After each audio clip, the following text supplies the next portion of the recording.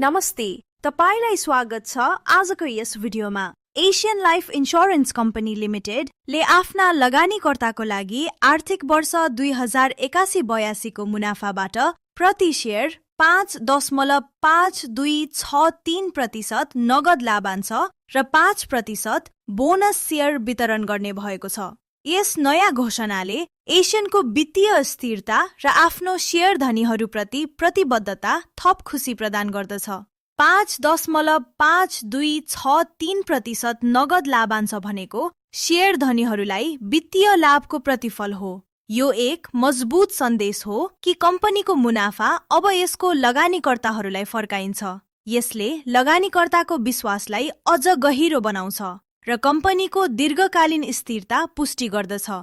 अर्को महत्त्वपूर्ण घोषणा भनेको 5% बोनस शेयर हो। यसको अर्थ शेयर धनीहरूले आफ्नो हालको शेयरमा 5% अतिरिक्त शेयर प्राप्त गर्नेछन्, जुन कुनै अतिरिक्त रकम तिर्नु पर्दैन।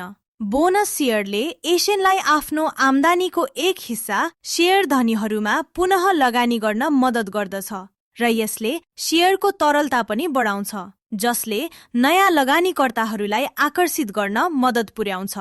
डिभिडेन्ड घोषणाले एशियनलाई अझ अधिक लगानीकर्ता मैत्री बनाएको छ र अब यस कम्पनीको भविष्यको लागि थप वृद्धि र विश्वासको संकेत देखिन्छ।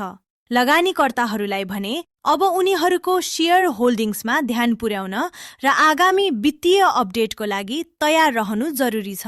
हस्त अन्य वित्तीय अपडेटका लागि हाम्रो च्यानललाई सब्स्क्राइब गरिदिनुहोला।